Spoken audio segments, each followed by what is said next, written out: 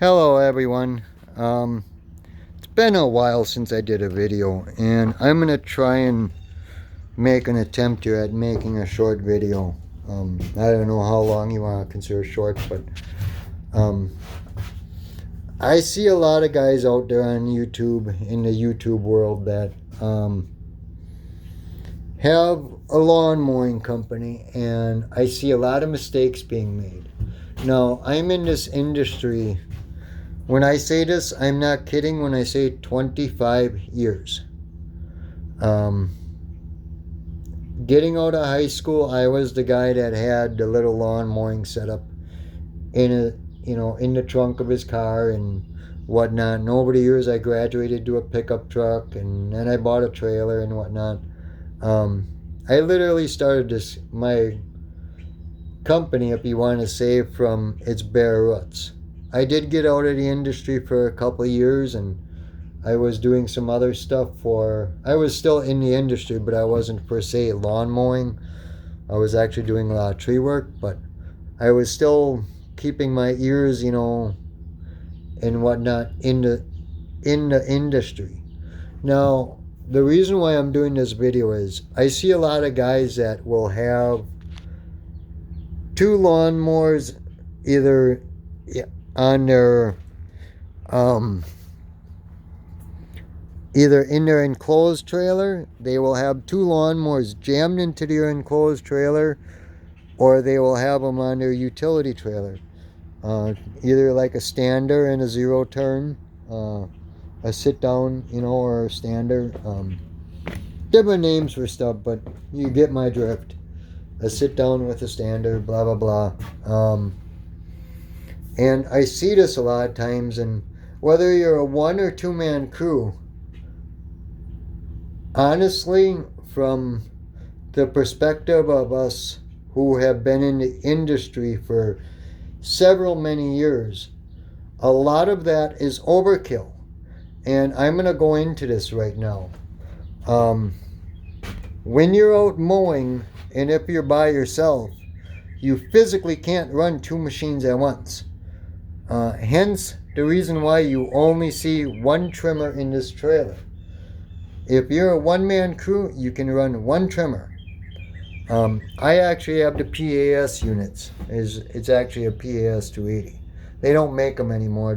Now they only do the 265, which is a little bit smaller engine. You can get a 280 though, but you have to buy the straight shaft and convert your end shaft to the PAS shaft. Can be done. I actually talked to my Echo dealer, and he said, yeah, feasibly that would work. So you can actually still get the 280 engine on a PAS unit. You're not supposed to have heard that from me though, but it can be done. Hopefully Echo don't yell at me for that. But I'm going to touch base on this. You see one push mower. The bucket in the back band, the push mower, is actually for when I'm on the zero turn. I have one push mower in the trailer because I only can run one push mower at once. And my equipment is top notch, so why do I need two push mowers? I don't. I keep one push mower in the trailer for the help, for the couple jobs that I do. Up here, you're going to see my bed edger. And now guys are saying, well, I need that one trimmer that has the trimmer, and I need have that other one that needs the edger, and you need this hedge trimming attachment. And hedge trimming attachment is more landscaping and grounds maintenance. It is still lawn service, but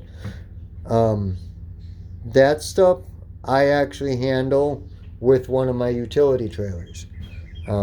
Sometimes you don't have the room. Well, that's where the PAS comes in, because you have the hedge trimmer attachment. I forgot what Steel has a name for theirs. Echo calls it the PAS.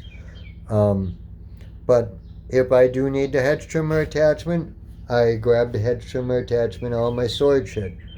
But as to leaf blowers, I have two leaf blowers here. Don't get me wrong. I'm kind of double talking myself, but The reason why I have two of them is because sometimes you have just that little bit of equipment, that little sidewalk that you just have to quickly blow off, and the backpack is overkill, so I just grab the handheld.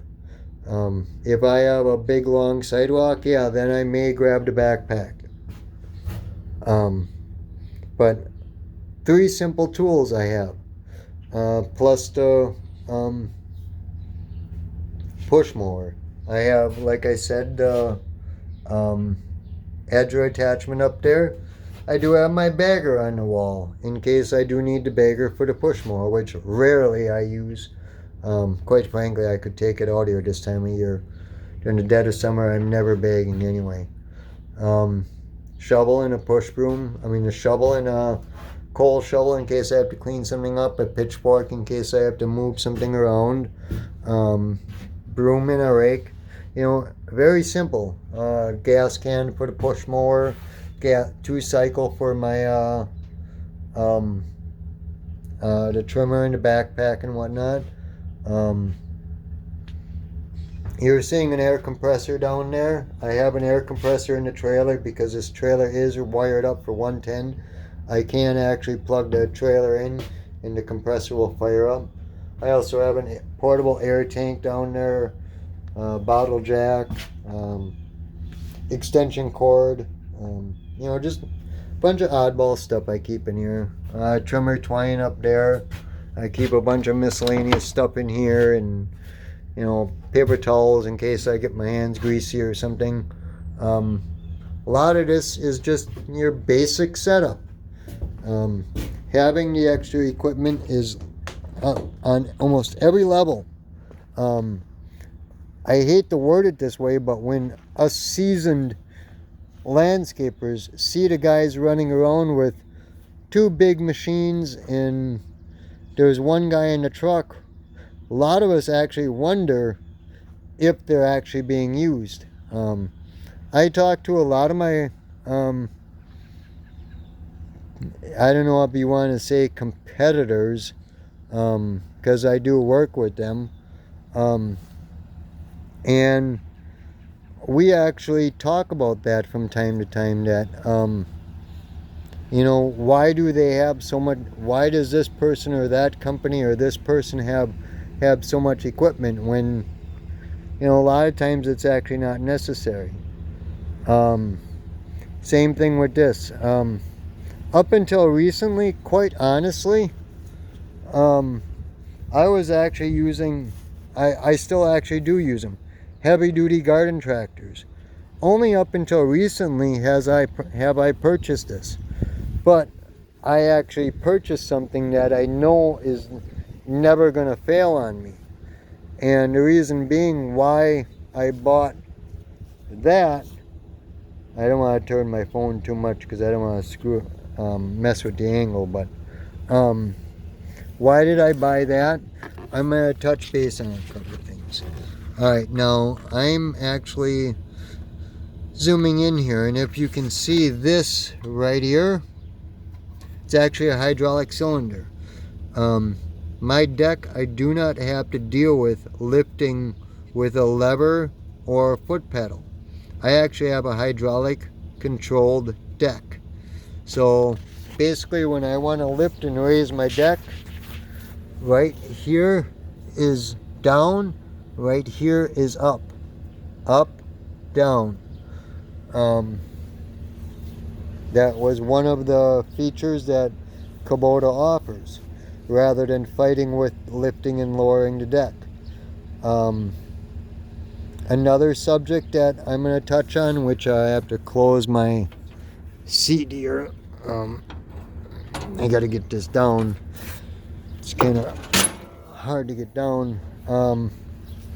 Another subject to touch on, and I'm pointing this out only because I see a lot of guys who are wanting to buy equipment. You're looking at a gearbox with a shaft. The gearbox is connected to my actual mower deck. The shaft is connected to the clutch on the engine. I actually have a shaft driven system. I have no belt. Another thing is I run dual fuel tanks. Here's my fuel switch. I can actually run left or right hand. If one tank runs out, I have another tank to run off of. A typical 2 tanks on this thing, honestly, being a diesel, I can easily get through one day, if not 2. The tanks on here are actually 2 5-gallon tanks. But that's something else. Why I actually went with a Kubota. And I'm not going to drop any names. I see a lot of guys out there that they buy this and that trying to get by in the season, and then the following season they're buying a new machine. The following season after that they're buying a new machine. With this here, I know that I probably got 10 years life out of this machine. Not only that, being a Kubota, you're seeing a 3-cylinder diesel engine. When I bought this thing, it was just under $900. And quite honestly, being a diesel engine, my front end loader is at about $1,300. They're actually the same identical, same setup of an engine. This engine's actually bigger, but it is the same concept and design. So in fact, my air cleaner is the same air cleaner, it's just a different, this here is actually in a different position, but I can actually take the air cleaner out of this and put it in my Kubota. I actually did size them up. They do work. I don't know if they're the same number, but diameter wise they will fit. Battery in here. The battery system, that's actually, there's actually a 540 cold cranking amp battery in here. You don't have that little 350 lawnmower battery because it's actually a compact car battery. The hydro unit in here, it's actually a gear driven hydro unit. My joysticks are hydraulically controlled, but the transmission is actually geared. So it's one less thing I have to worry about. My blades on this mower are actually the 1/4-inch thick commercial style blades with the welded deck. A lot of the mowers that are out there, they have the presser molded deck like this Simplicity has right here. This Simplicity actually has a molded deck, which it gets you by, don't get me wrong, but having the welded deck gives you a little bit extra durability. Another thing, when I'm actually engaging the system, my lever right here, this is actually a mechanical lever system rather than an electric clutch. So I do have, when I get to about right there, it's starting to engage, it's engaging, and it's fully engaged. So there's no electric clutch on here. My dial height control gives me up to a 1/4-inch selection per indicator, so I can tune in within a 1/4-inch, which pretty much is the normal. Some of them do about 1/2 inch, but this one does 1/4-inch. Overall, another thing, I see a lot of guys who have to buy the jack systems to change their blades. With this mower here, I don't have to do that. This lever comes out here and it locks in position. If I turn this mechanism and I keep turning it, I don't want to go too far with it because it's set right now in the down position. But if I turn this lever here, this bar right here, I take this pin and this pin, I turn my wheel here, I bring it around here and I drop a pin through there, and then this hole here, I turn this wheel this way and I drop the pin through here into here, and my wheels turn in a fashion that this wheel here is facing this direction.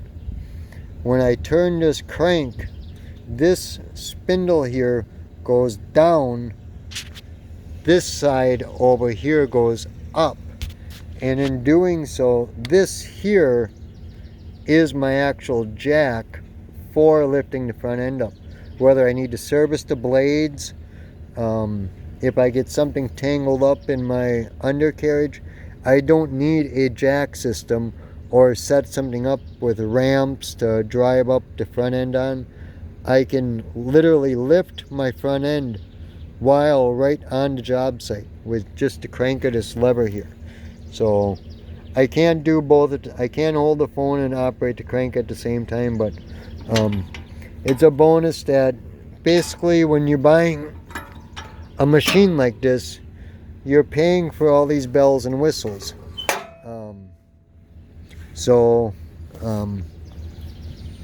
Yeah. It's just something to think about. You save up the money over the course of time, instead of running to buy that quickest and easiest solution to make the money. If you save that money over the course of time, you can end up with something like this. Another thing too I'm going to point out, yes, my tires are dirty, but the tires actually, to give someone a insight, if I can, I was running the machine the other day and I was kind of in some bad terrain, if you want to say, but if you can make that out, to give a little perspective, 26-inch tires. So they're not a small tire on this machine. I don't know how many of you know the size tires you run on your machine, but basically these are 26-12-12s. So my garden tractors actually run the same size tire in there. To put in comparison, I think my front end loader here, I think, I'm not even sure what these are. I'm actually trying to look to see if I can see it. These tires, to give everybody a little bit of perspective, are 33s. So I'm doing this to give you a perspective on a 15-inch car trailer tire. So if you can put in perspective a 33 versus a car tire versus a 26-inch, they're actually a big tire. So I just want to touch base a little bit on that to give everybody a little insight, because the phone, well, the camera sometimes don't give stuff justice. So this machine is big enough that it actually needs a roll bar. So it's, all in all, after I bought the machine, I did a little bit of research on the weight, and alone the machine weighs 1,700 pounds. So but yeah, when it's loaded up, which I'm going to quickly do here to give everybody a little insight on what the trailer looks like loaded. Just give me a second here. I'm going to put the phone down, put the camera down, and I'm actually using my phone. I'm doing this video kind of on the fly, but let me quick set the phone down and let me get this loaded in the trailer, and then give everybody a little insight on what it's actually like having the doors closed and whatnot, with the setup that I have. So just bear with me a second, and I'm gonna put this on pause and get this loaded up. Okay, everybody, to give you a comparison, right here is the line with my floor. My back half basically is where I keep the mower. Front half, I have more than sufficient room. When I come out of the doorway here, I can easily get the push mower out. If I need to get at my trimmer, yeah, I do have to kind of I have to move my handle here a little bit and work my way through, but I can get at the trimmer. Can get at the backpack. If I really do want my handheld, I can get at that too. I do have to work around it, or I can just open up my back door, get at it that way. It's really not that hard. Yeah, I just wanted to touch base on this, what the setup looks like when it's actually in the enclosed trailer. When I take my ramps, I just take the ramps off. I lay them across the back. Now, I didn't really go into this on the ramp subject, and I'm going to go into it quickly right now. The reason why I use ramps instead of the swing down tailgate, which I could have bought, I had two options on when I bought my trailer used. I had one guy who did have a swing down tailgate, and I had another guy who had double swing doors. I chose the swing doors over the rear tailgate because I found out from a lot of other people that the swing down tailgates over time bend. And when you're running a large machine like I was planning on purchasing, I was planning on purchasing this machine several years ago and I just kept putting it off. But when you purchase a large heavy machine, those drop down tailgates on these enclosed trailers do bend. And when they start bending, they don't like to close right. So I went with the side-by-side door, and I have never had a problem. I've owned this trailer for I think 7 years. But that's why I went with the open doors and a ramp system rather than the built into the tailgate. Must be getting dark out. My parking lights just kicked on because I have my truck running.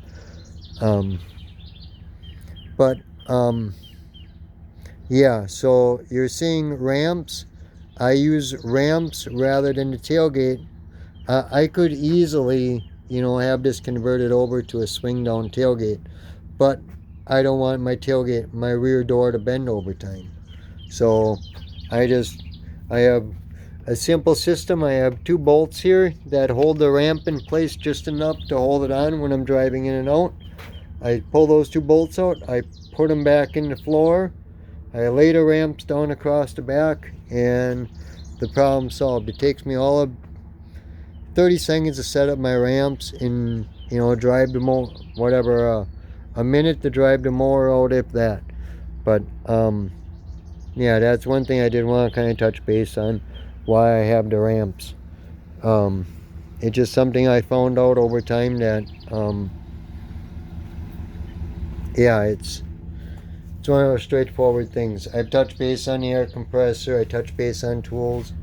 I got ear protection up there. The handsaw must have been used for something. I just never put it away.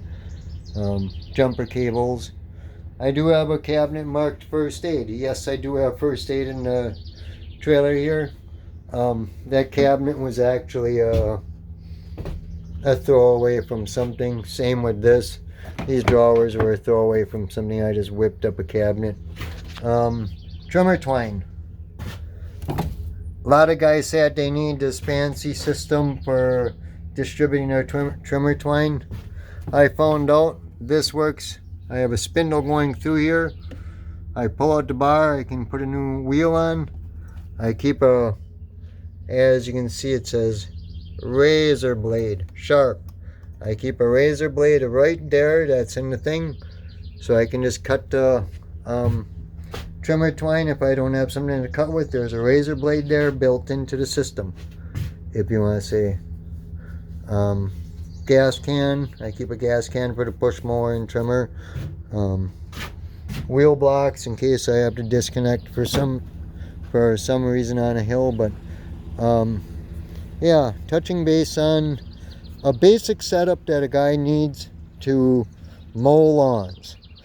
If you're looking at this, mow lawns, this setup serves the purpose and then some. One push mower, one reputable piece of machinery for Your larger properties, one trimmer, one leaf blower, that's all you need to get by. If you need more equipment, that's kind of where I went with mine, but with my company,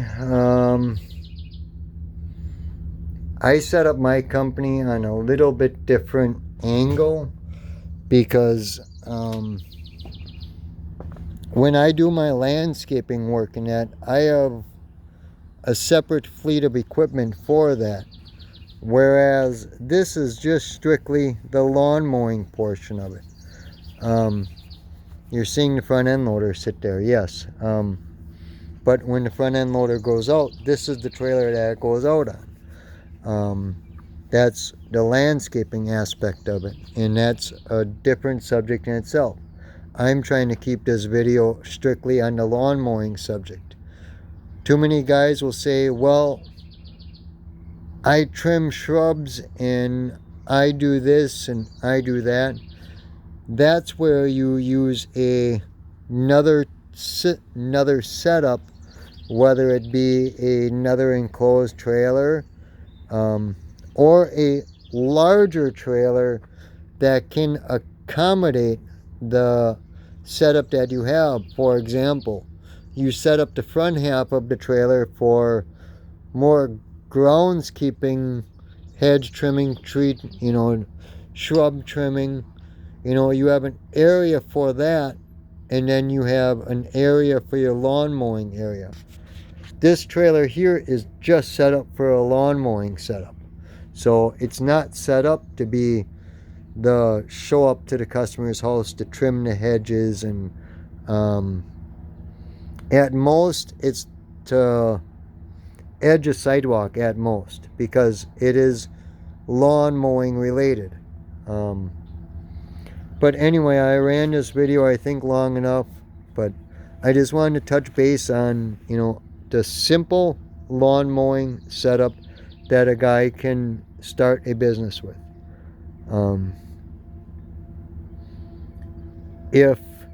How can you say, if you're thinking about getting into it, this is about as basic as it gets, but without the large name, tractor that I have in here.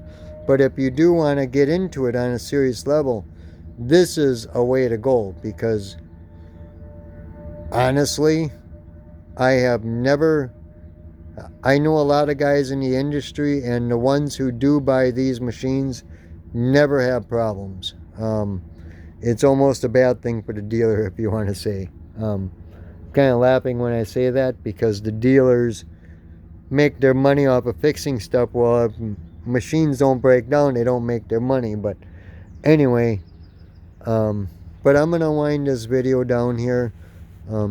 If you do like the video's content and whatnot, you can hit the like button. If you like some of the videos I do on the channel, you can hit the subscribe button. I don't do a lot of videos very often. I have been very busy on jobs lately. Haven't really had much time to grab the camera and record footage, but I just figured I'd touch base on this and give some people insight on the basic lawn mowing setup that a guy can start with.